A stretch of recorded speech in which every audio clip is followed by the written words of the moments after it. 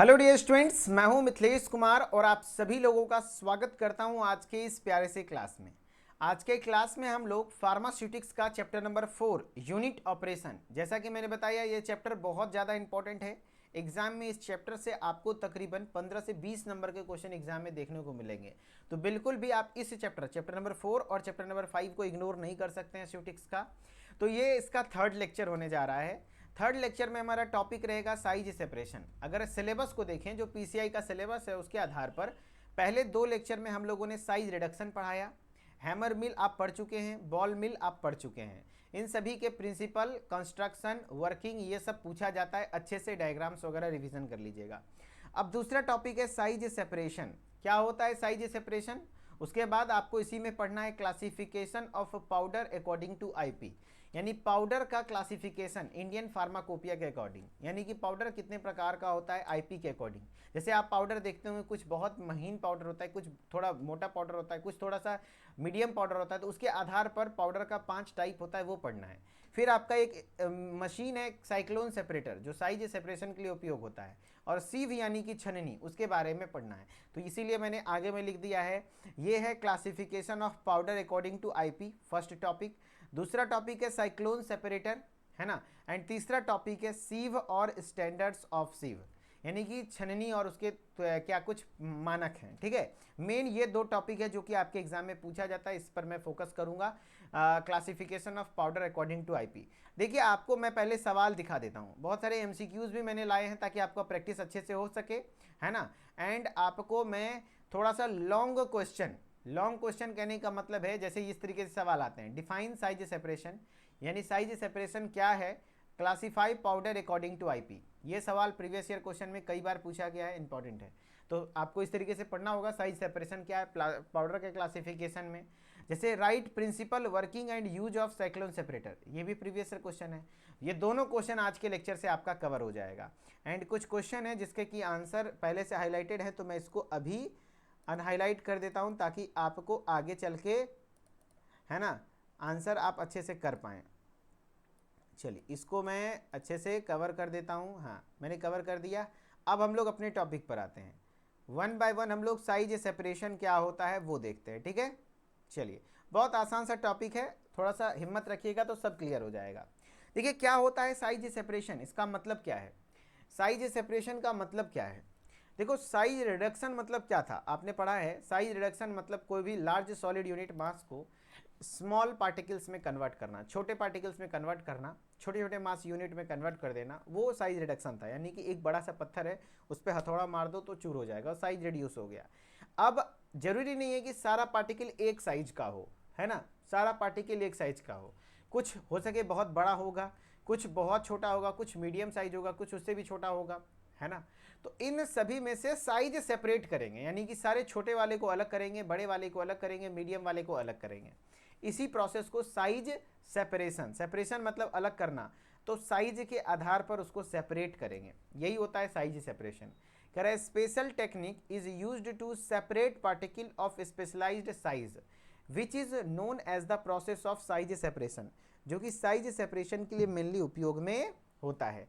कहने का मतलब हुआ दोस्त कि साइज सेपरेशन जो स्पेशल टेक्निक है, जो कि अलग अलग पार्टिकल के साइज के आधार पर उसको सेपरेट किया जाता है ना। देखो क्या कह रहा है कि special technique is use to separate particles of specified size, यानी कि अगर मान लो ये बड़ा है तो बड़े वाले के साथ रहेगा, छोटा है तो छोटे वाले के साथ रहेगा, तो उसी को साइज सेपरेशन कहते हैं। क्या क्या उपयोग है, क्यों करते हैं इसका, फार्मास्यूटिकल इंडस्ट्रीज में इसका क्या उपयोग है ना। इसका क्या है कि कहते हैं उपयोग फार्मास्यूटिकल इंडस्ट्री में। तो पहला है size reduction of solid material never gives particle of same size, यानी कि जब आप साइज रिडक्शन करते हैं तो उसमें सारे सेम साइज का पार्टिकल तो आपको मिलता नहीं है, कोई भी सॉलिड पार्टिकल है सारे सेम साइज का तो मिलता नहीं है। It gives particles of different size, different size के पार्टिकल्स आपको मिलते हैं। And this material must be subjected to size separation, and ये जो मटेरियल है साइज सेपरेशन के लिए जानते हैं टेक्निक टू नैरो रेंजेस, है ना, नैरो साइज रेंजेस। कहने का मतलब हुआ कि आपका साइज रिडक्शन, जब आप सॉलिड मटेरियल, देखो क्या रहा है, size reduction of the solid material, जब आप सॉलिड मटेरियल का साइज रिडक्शन करते हैं तो वो जरूरी नहीं कि सारा सेम साइज का पार्टिकल हो, है ना, डिफरेंट साइज के होते हैं। तो उन सभी को एक समान साइज वाला को अलग अलग करना, कह रहा है size separation technique to obtain narrow size ranges, यानी कि छोटे से छोटे मतलब नैरो से नैरो रेंज तक के पार्टिकल्स के साइज एक समान हो, है ना, छोटे से छोटा पार्टिकल एक तरफ हो, बड़ा पार्टिकल एक तरफ हो, जैसे कि मिक्सिंग करना आसान होगा, है ना। कह रहा है it is used for the determination of average particle size. हाँ, ओवरऑल इस पार्टिकल का साइज क्या है, एवरेज कैसे काउंट होगा, तो बड़े वाले को अलग किए, छोटे वाले को अलग किए, मीडियम वाले को अलग किए, तीनों को नापे और तीनों को डिवाइड करके उस जितना नंबर है उससे डिवाइड कर दिए। तो कहीं ना कहीं एवरेज पार्टिकल के साइज का अनुमान, है ना, एवरेज पार्टिकल साइज का अनुमान लगाने के लिए साइज सेपरेशन किया जाता है। And the process of size separation is very efficient quality control tool for analysis of the powder. खास करके पाउडर की एनालिसिस के लिए बहुत ज़्यादा इंपॉर्टेंट होता है। And it will help in the overall dose uniformity. Dose uniformity यानी कि डोज का एक समान मात्रा हर एक ड्रग में, जैसे एक टैबलेट में 100 mg है तो 100 mg ही होना चाहिए, 101 mg नहीं, हर एक टैबलेट में 100 mg का ही डोज होना चाहिए, उसको डोज यूनिफॉर्मिटी कहते हैं, है ना। तो डोज यूनिफॉर्मिटी के लिए ये बहुत ज़्यादा जरूरी है कि पार्टिकल का साइज एक समान रहेगा, तो डोज सब में, सारे टैबलेट्स में एक समान, सारे डोजेस फॉर्म में, मतलब सब में एक समान डोज रहेगा उसका मात्रा, ठीक है। अब जो मेन है साइज सेपरेशन, तो आपने डेफिनेशन वगैरह देख लिया जो पढ़ना था।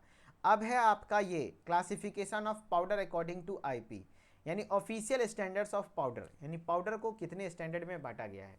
तो पाउडर का टोटल 5 स्टैंडर्ड्स होता है। कितने ग्रेड्स के पाउडर होते हैं बताओ भैया, 5 ग्रेड्स के। एक चार्ट है, इस चार्ट को याद कर लीजिएगा, खेल खत्म, है ना, आराम से हो जाएगा। यानी कि ग्रेड्स ऑफ पाउडर की अगर आप बात करेंगे तो टोटल 5 ग्रेड्स ऑफ पाउडर होते हैं। सबसे पहला टाइप ऑफ पाउडर होता है कोर्स पाउडर, इसको हिंदी में कहते हैं मोटा पाउडर। यहाँ पर जो पार्टिकल के साइज होंगे वो बड़े बड़े होंगे, है ना। Moderately course powder, moderately course powder यानी कि मध्यम, हल्का मोटा, है ना। मॉडरेटली फाइन, फाइन मतलब होता है हल्का महीन, है ना। फाइन पाउडर यानी महीन, वेरी फाइन मतलब बहुत ज़्यादा महीन। तो टोटल 5 प्रकार है। क्या क्या? कोर्स पाउडर यानी कि उसमें पार्टिकल के साइज बड़े बड़े होंगे, मॉडरेटली यानी हल्का बड़ा बड़ा पाउडर रहेगा, मॉडरेटली फाइन यानी हल्का महीन, फाइन मतलब महीन, एंड लास्ट होता है वेरी फाइन जो सबसे ज़्यादा महीन होता है, पतला होता है ना, है ना। तो ये 5 प्रकार के पाउडर हैं, course powder, moderately course powder, moderately fine powder, very fine powder, ये 5 प्रकार के पाउडर हैं। अच्छा, पाउडर को पहचानेंगे कैसे कि कौन क्या फाइन है कौन वेरी फाइन है? देख के तो आप नहीं पहचान पाएंगे। हाँ, हो सके कोर्स को आप देख के पहचान ले, लेकिन फाइन और वेरी फाइन को कैसे आइडेंटिफाई करेंगे? दोनों पतला ही है। तो इसके लिए हम लोग चलनी का उपयोग करते हैं। ये देखो सीव है, ये इसके लिए हम लोग चन्नी का उपयोग करते हैं। चन्नी का साइज है ना, चन्नी का साइज है कि जो सबसे छोटे महीन वाला, इसमें जो मेस अपर्चर, देखो आपको मैं बताता हूँ, ये इसको सीव कहते हैं। ये जो चन्नी है जिसको देख करके आप चांद देखते हैं करवा चौथ में, है ना, ठीक है, उसको चन्नी कहते हैं। तो चन्नी के माध्यम से चांद के देखेंगे, है ना, उसको चानेंगे। जो पास हो गया वो महीन वाला, जो नहीं पास हुआ ऊपर वाला, है ना। और चन्नी के छेद का साइज अलग अलग होता है, इसको मेस अपर्चर साइज। जैसे कि मान लो ये मेस मतलब होता है चन्नी, जो जाल है, ये देखो अंदर में जाल होता है ऐसा ऐसा, तो इस छेद को अपर्चर साइज कहते हैं, यानी कि उसके छेद का साइज क्या है ना। तो वही चीजें बोल रहा है। देखो सीव यानी कि किससे कितना परसेंट वो पास कर जा रहा है। कह रहा है sieve through which all particles must pass, यानी कि 10 नंबर सीव, 10 नंबर चननी जिसका साइज सबसे ज़्यादा बड़ा होता है। देखो ये 10 नंबर चननी है जिसका कि छेद कितना बड़ा बड़ा है ना, इस टाइप से होता है। 10 नंबर का छननी जो है, 10 नंबर के सीव से मोस्टली सारी चीज़ें पार्टिकल पास कर जाएंगी कोर्स पाउडर में, है ना, ऑल चीज़ें पास कर जाएंगी, है ना। जिसका साइज का कितना होता है, उसके अपर्चर का size, nominal mesh aperture size 1.7 mm, यानी 10 नंबर सीव जो होता है, 10 नंबर छननी है, उसका जो नॉमिनल मेस अपर्चर साइज है, यानी कि उसका जो छेदा का साइज है 1.7 mm होता है। एंड एक तो सबसे पहली बात 10 नंबर से पूरी तरीके से पास हो जाएगा, एंड जो उसका सीव थ्रू विच 40% पार्टिकल्स पास, कितने नंबर से? मात्र 40% पास करेगा। तो अगर आप उसका 44 नंबर सीव, देखो सीव का नंबर जैसे जैसे बढ़ेगा उसके मेस का अपर्चर का साइज उतना कम होता जाएगा, यानी कि उतना महीन छेदा होता जाएगा, ठीक है, छोटा छेदा होता जाएगा, ठीक है ना। तो ये 44 नंबर सीव होता है, ठीक है, 44 नंबर जो सीव होता है उससे मात्र 40% पास करेगा। तो देख रहा यहाँ पर 100% किससे पास कर रहा है? 10 से, एंड 40% किससे पास कर रहा है? 44 नंबर सीव से, जिसका अपर्चर साइज है 355 माइक्रोमीटर। अच्छा 355 माइक्रोमीटर ये तो ज़्यादा है इससे सर, ये mm है भाई, मिलीमीटर है, ये माइक्रोमीटर है, 10 के पावर -4, बहुत छोटा होता है माइक्रो, है ना, बहुत छोटा होता है ना, तो ये माइक्रो में है, समझ रहे हैं। तो इसीलिए इसका तरीका होता है कि कोर्स पाउडर को याद रखने का तरीका है सीधे 10/44, 10/44, यानी 10 नंबर सीव से 100% पास कर जाएगा, जबकि 44 नंबर सीव से 40% पास करेगा। 10 नंबर सीव का जो एपर्चर साइज है वो 1.7 mm है, जबकि 44 नंबर सीव का एपर्चर साइज 355 माइक्रोमीटर है ना। गुड। अब है मॉडरेटली कोर्स पाउडर, यानी हल्का मोटा पाउडर, थोड़ा सा उससे मोटा होगा।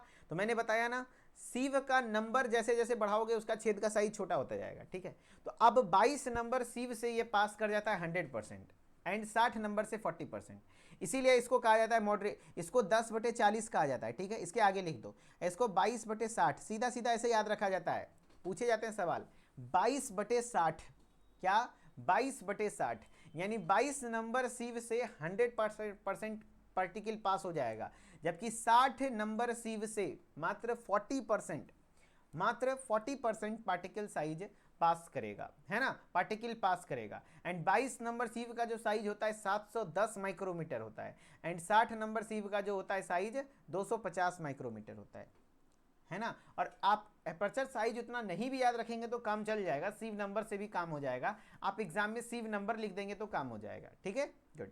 अब है मॉडरेटली फाइन पाउडर, यानी कि हल्का महीन, तो ध्यान रखना ये 44/85 होता है, 44/85, यानी 44 नंबर से 100% पास कर जाएगा, जिसका मेस एपर्चर साइज है 355, जबकि 85 नंबर सीव से मात्र 40% पास करेगा, जिसका सीव जो साइज है वो 80%, 180 माइक्रोमीटर है, समझ रहे हो।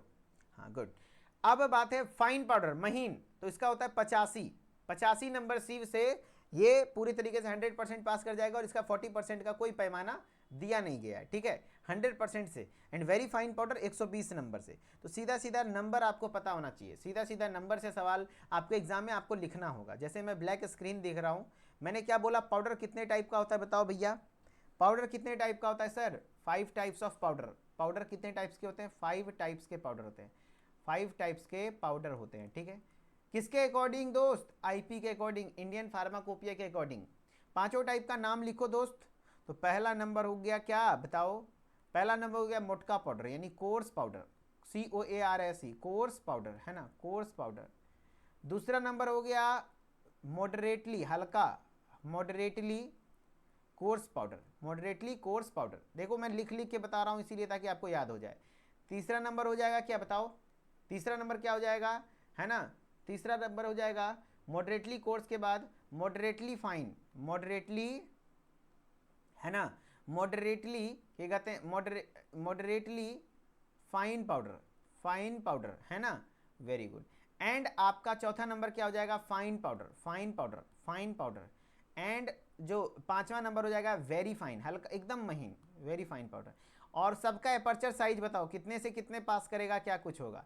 तो सीधा याद रखना है, इसका हो जाता है 10/44, यानी 10 नंबर सीव से ये 100% पास कर जाएगा, है ना। और 44 नंबर सीव से बताओ कितना होगा, 44 नंबर सीव से 40%, ठीक है, ध्यान रखना, ऐसे याद रखा जाता है।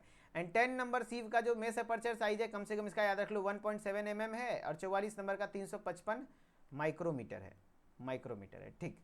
अब आपका नेक्स्ट हो जाएगा क्या बताओ, मॉडरेटली फाइन पाउडर 22/60, 22/60 आपको पता होना चाहिए, जबकि moderately fine, moderately course powder है, ये आपका क्या हो जाएगा, मॉडरेटली आपका फाइन पाउडर हो जाएगा, मॉडरेटली फाइन पाउडर हो जाएगा 44/85, है ना, 44/85, 85, 44/85, 44/85 आपका हो जाएगा 44/85, ठीक है।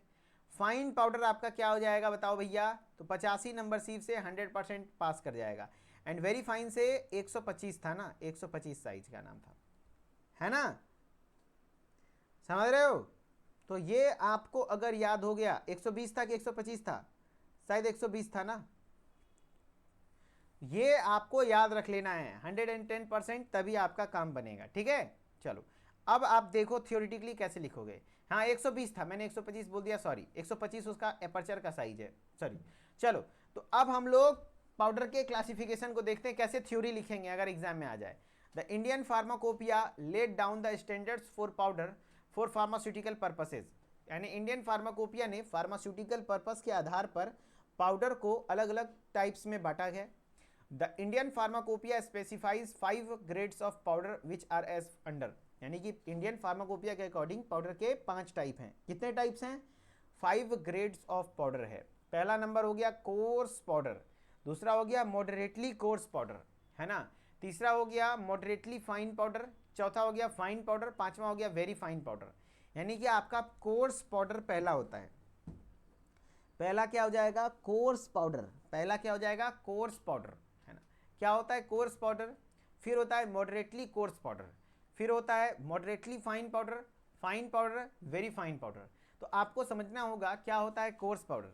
5 टाइप हो गया। तो द पाउडर ऑफ विच, देखो मैंने क्या बोला था, कोर्स पाउडर 10/44, बस ये याद रहेगा तो लिख लोगे।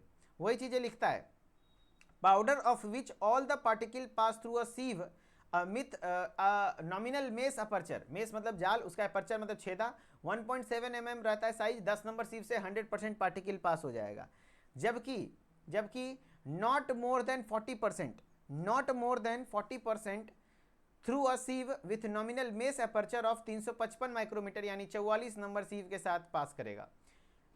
यानी मैंने क्या बोला, 100% 10 नंबर सीव जिसका साइज है 1.7 mm एंड नॉट 40%, कितने से? 335 माइक्रोमीटर, है ना, जो कि 44 नंबर सीव से पास करेगा। ठीक है, गुड। अब है मॉडरेटली कोर्स पाउडर, कह रहा है a powder of which all these particles pass through a sieve in with a nominal mesh aperture size 710 micrometer, जिसका कि सीव नंबर है 22 नंबर सीव है ना, बट नॉट मोर देन 40%, किसके द्वारा? तो भैया 250 माइक्रोमीटर, जिसका कि 60 नंबर सीव है। तो 22/60 मैंने बताया भी था। आप अगर सिर्फ अपर्चर का साइज नहीं याद रखेंगे, सिर्फ सीव नंबर भी याद रख लेंगे ना, तो काम हो जाएगा। 22/60, 22/60। चलो, अब है मॉडरेटली फाइन पाउडर, हमने बताया था इसका क्या होता है, 44/85। देखो वही चीजें लिखा हुआ है, if all the particles of powder pass, सारे particles 100% through a sieve with nominal mesh aperture 355, जिसका कि 44 नंबर सीव है, नॉट मोर देन 40%, 40% से ज्यादा पास नहीं होना चाहिए, किसके साथ? 180 साइज है, जो उसका कि आपका 85 नंबर सीव के साथ, जिसको हम लोग मॉडरेटली फाइन पाउडर कहते हैं। 44/85।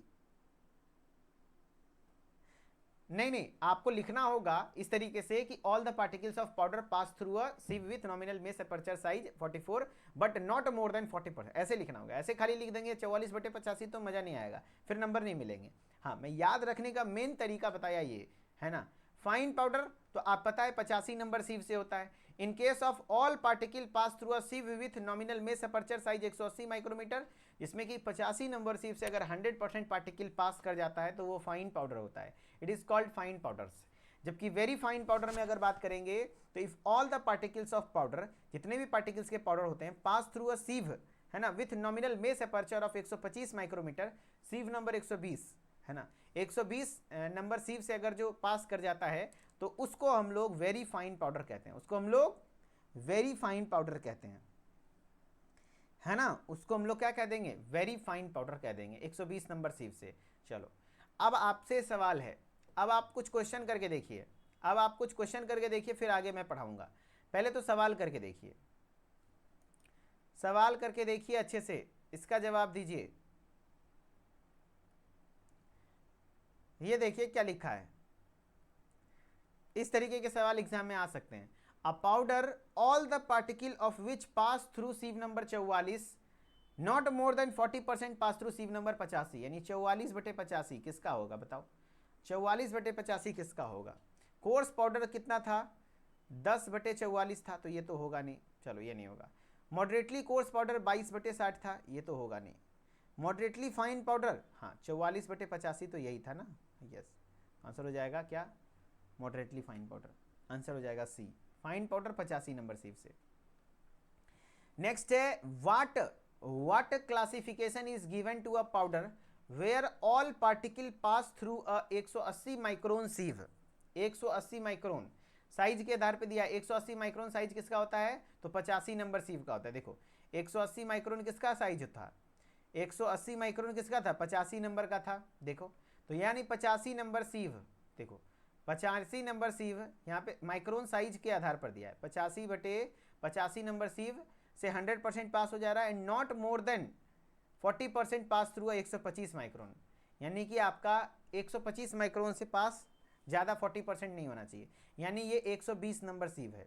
ठीक है, तो 85 नंबर से 100% पास करने वालों को फाइन पाउडर कहते थे। उसका 40% नहीं भी लिखेगा तो आपको सोच लेना है ना, फाइन पाउडर, है ना। यही बोलता है कि 125 से 100% पास कर जा रहा है तब तो वेरी फाइन, है ना। देखो कह रहा है क्या, अकॉर्डिंग टू द आईपी, यहाँ पर तो एपर्चर के साइज के आधार पर दे दिया गया है, लेकिन क्वेश्चन आपके एग्जाम में याद रखना होगा आपको कहीं ना कहीं एपर्चर का साइज भी, नहीं तो आप कम से कम सीव नंबर याद रखेंगे तो काम हो जाएगा। According to IP what is the nominal mesh aperture for the very fine powder, very fine powder last वाला 120 नंबर सीव और एपर्चर का साइज 125, आंसर हो जाएगा 125 माइक्रोन, है ना, 125 माइक्रोन। ऐसे सवाल आते हैं। कह रहा है for a powder to be classified as moderately fine, moderately fine की बात कर रहा है। According to the IP Indian pharmacopoeia के according what is the maximum nominal mesh aperture through which all the particles must pass. Moderately fine बोल रहा है, moderately fine बताओ, मॉडरेटली फाइन सबसे पहले तो कोर्स था 22/10/44, मॉडरेटली क्या कहते हैं, कोर्स था 22/60, मॉडरेटली फाइन हो जाएगा 44/85, यानी यहाँ पूछ रहा है थ्रू विल ऑल पार्टिकल्स, यानी 100% किससे पास कर जाएगा बताओ। मॉडरेटली फाइन में 44 नंबर सीव का कितना था, तो 355 से पास कर जाएगा।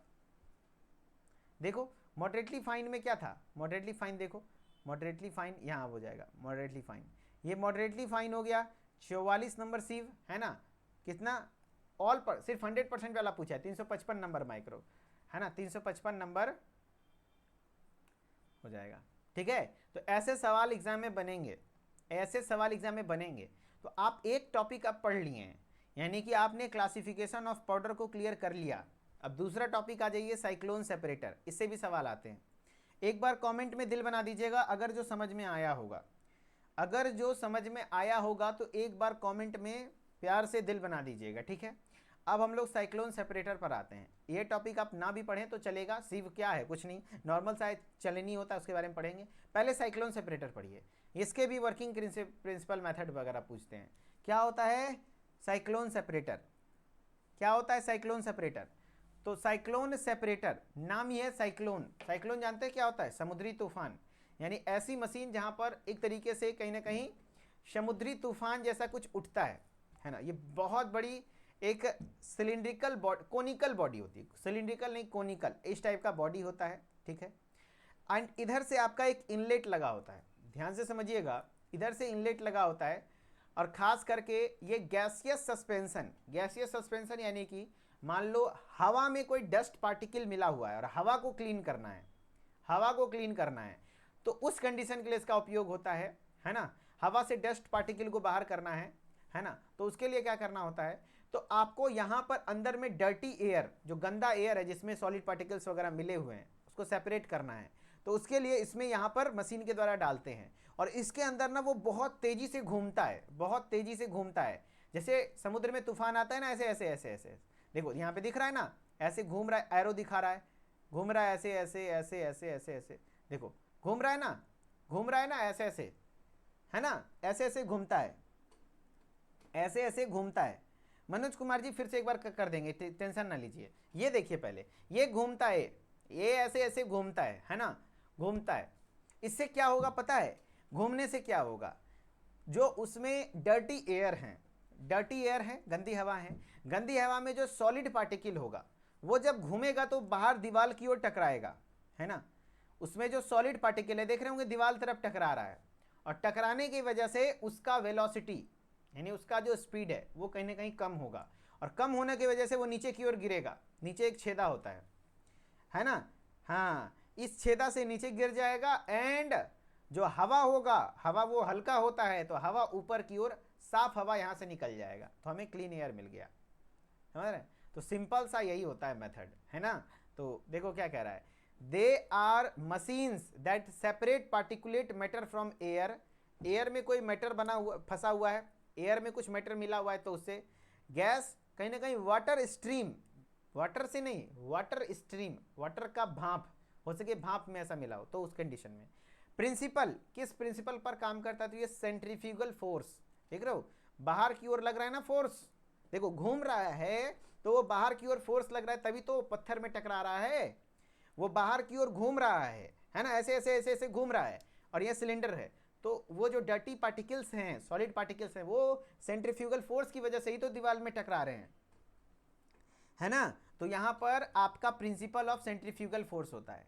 इन cyclone separator the centrifugal force is used to separate solid from fluid, है ना, यानी फ्लूइड से फ्लूइड मतलब ये नहीं कि लिक्विड, लिक्विड और फ्लूइड में अंतर है। लिक्विड मतलब होता है द्रव्य, जो कि आप पानी पीते हैं, वो लिक्विड स्टेट है पानी, जबकि फ्लूइड मतलब होता है वो हर चीज जो बह सकता है, जैसे हवा, हवा भी फ्लूइड है और पानी भी फ्लूइड है, लेकिन पानी के लिए एक स्पेशल वर्ड यूज किया जाएगा लिक्विड, है ना। तो फ्लूइड मतलब होता है जिसमें फ्लूइडिटी हो, जो फ्लो कर सके, है ना।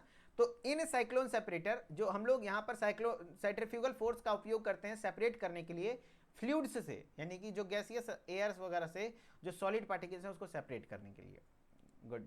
And the separation depends not only on the particle size, है ना, पार्टिकल के साइज पर सिर्फ डिपेंड नहीं करता है, दोनों चीज पर, पार्टिकल के साइज पर भी and also on the density of particle, यानी कि पार्टिकल का साइज जितना ज़्यादा बड़ा होगा, जितना ज़्यादा डेंसिटी होगा, वो आसानी से दीवार में टकराएगा और उतना जल्दी नीचे गिरेगा, और जितना छोटा होगा उतना मुश्किल होगा, है ना। हाँ, एग्जाम में डायग्राम भी बनाना होगा दोस्त इन सब चीज़ों का। हाँ, यहां पर पूछा जाएगा पार्टिकल के साइज पर डिपेंड करता है क्या, नहीं, सेपरेशन दोनों चीज, साइज के ऊपर भी डेंसिटी के ऊपर भी। Hence depending on the fluid velocity, क्योंकि अंदर में फ्लूइड बहुत तेजी से घूमता है, fluid velocity, the cyclone separator can be use to separate all type of particles और to remove only coarse particles, है ना, जो कोर्स पार्टिकल वगैरह है उसको रिमूव करना। Allow fine particles to be carried through the fluid, यानी fluid के द्वारा जो कैरी करता है, ठीक है। गुड। अब इसका कंस्ट्रक्शन, यानी कि कैसे इसका बनावट है, कैसा बनावट है। ये एक सिलिंड्रिकल वेसल होता है, मैंने बताया ना, ये देखो सिलिंड्रिकल वेसल है जिसमें कोनिकल बेस है, यानी कि एक सिलिंड्रिकल वेसल है और इसमें एक कोनिकल बेस है, ऐसे करके कोनिकल मुंह है, ठीक है, base Aadhaar. And upper part में, अपर पार्ट ऑफ वेसल, यानी कि जो इस वेसल का अपर पार्ट है, ऊपर में एन इनलेट इज फिटेड, एक इनलेट लगा हुआ है, देखो इनलेट लगा हुआ है, जिससे कि डर्टी एयर को डाला जाता है विथ हाई वेलोसिटी, है ना, देखो जिससे, एंड अ फ्लूइड आउटलेट, ऊपर में एक फ्लूइड आउटलेट भी लगा हुआ है, ये देखो ये फ्लूइड आउटलेट, जिससे कि वो फ्लूइड बाहर निकलेगा, ये इनलेट है वो बाहर निकलेगा, निकलने वाला है, ठीक है। At the base it's fitted with solid output, यानी कि एक सिलिंड्रिकल वेसल होता है जिसमें कोनिकल बेस होता है, एंड एक साइड में, है ना, ऊपर में इनलेट लगा होता है, फिट किया होता है, एंड ऊपर में आपके फ्लूइड आउटलेट भी होते हैं, एंड नीचे में सॉलिड आउटलेट होता है जहां से सॉलिड नीचे गिरता है। गुड। एंड इसका वर्किंग आपको क्लियर करना होगा। Suspension of solid in gas usually air, यानी कि एयर में अगर कोई सॉलिड घुला हुआ है तो उसको गैसियस सस्पेंशन कहते हैं, है ना, यानी कि पूरी तरीके से मिला हुआ नहीं, जैसे हवा में मान लो मिट्टी मिला हुआ है, तो मिट्टी को अलग करना, हवा को अलग करना, साफ करना, तो उस कंडीशन में suspension of solid in gas usually air introduce किया जाता है टेंजेंशियली, टेंजेंशियली मतलब क्या, एकदम किनारे से, है ना, कनपट्टी में सटा के, मान लो एकदम गोली एकदम सट के निकला, यानी टेंजेंशियली है ना, जैसे मान लो ये सर्किल है, इसके एकदम इधर ये सब टेंजेंशियल लाइन है ना, यानी कि एकदम टेंजेंशियली, देखो है ना, टेंजेंशियली यहाँ पर है ना, एकदम वेसल के किनारे में है टेंजेंशियली, यहाँ से आपका डर्टी एयर बहुत हाई वेलोसिटी में, बहुत तेजी से, बहुत स्पीड से अंदर घूमता है ना, तो कहता है ना साइक्लोन ऐसे थोड़ी बनेगा, काफ़ी तेजी से घूमेगा, तो वही बोल रहा है कि usually introduced tangentially at very high velocity, है ना, so that rotatory movement takes place, जिससे कि रोटेशन मूवमेंट होता है विद इन द वेसल, जो कि वेसल्स के अंदर होता है, ठीक है। And this fluid is removed from central outlet, और जो वो फ्लूइड है वो बाहर से निकल जाएगा सेंट्रल आउटलेट से, ऊपर से, जबकि विद इन द वेसल, जबकि rotatory flow within cyclone separator, जो कि रोटेटरी फ्लो हो रहा है, यानी कि घूम रहा है, जिस वजह से काउज द पार्टिकल्स, जो पार्टिकल्स हैं उसके अंदर solid, to be acted by centrifugal force, उनके ऊपर सेंट्रीफ्यूगल फोर्स लगेगा, जिससे क्या होगा, solid are thrown out the walls, यानी कि सॉलिड्स जो हैं, छोटे छोटे टुकड़े हैं, वो दीवालों में टकराने लगेंगे, दीवालों में टकराने लगेंगे, है ना, टकराने लगेंगे। Thereafter it falls to conical base, जिससे कि वो नीचे गिर के कोनिकल बेस में आ जाएगा एंड वहां से डिस्चार्ज हो जाएगा, जिससे कि साफ हवा हमें अलग मिल गया और डर्टी पार्टिकल्स अलग मिल गया। यूज की बात करेंगे तो they are used to separate, है ना, ये सेपरेट करने में इस्तेमाल होता है suspension of solid in gas, है ना, यानी कि जो आपका suspension of solid in gas, यानी गैस में जो सॉलिड है उसको सेपरेट करना है, ठीक है। It can be used with liquid suspension of solid also, हाँ लिक्विड सस्पेंशन है तो उसमें भी कर सकते हैं, लेकिन ज़्यादा यूज नहीं होता, ठीक है, वेरी गुड, है ना। और डायग्राम की बात करेंगे तो जो बच्चे बोल रहे हैं ना डायग्राम सर बना के दिखाओ, कैसे बनाएंगे, तो बेवकूफ़ियत है आपकी, कुछ भी नहीं है इस डायग्राम में, थोड़ा सा आपको करना पड़ेगा ना, प्रैक्टिस करना होगा, ऐसे तो नहीं होगा, इतना आसान डायग्राम नहीं बना पाओगे तो फिर तो खेल खत्म, है ना, कुछ नहीं है इस तरीके के। और एक बड़े बड़े डायग्राम्स बनाना जिससे कि पेज भरेगा, है ना। मैं तो साइक्लोन सेपरेटर मेरे एग्जाम में आया था, मैं तो भरे एक पेज में साइक्लोन सेपरेटर मैंने बना दिया था, है ना, पेज भरता है ना इससे, और एग्जामिनर को भी अच्छा लगता है हर एक चीज़ नोट कराना कि देखो क्या क्या है ना। तो डायग्राम में कोई बड़ी ऐसी बात नहीं, पहले थ्योरी समझ लीजिए, एक स्टूडेंट लिखा भी है बहुत अच्छा है, भैया पहले थ्योरी समझ लो, देखो डायग्राम में क्या क्या नोट करवाना आपको मैं बता दे रहा हूँ, है ना। रुक जाइए तो थोड़ा, हेलो, की कहे છે ક્લાસ ले रहल छी, सुतल છે તે ठीक है।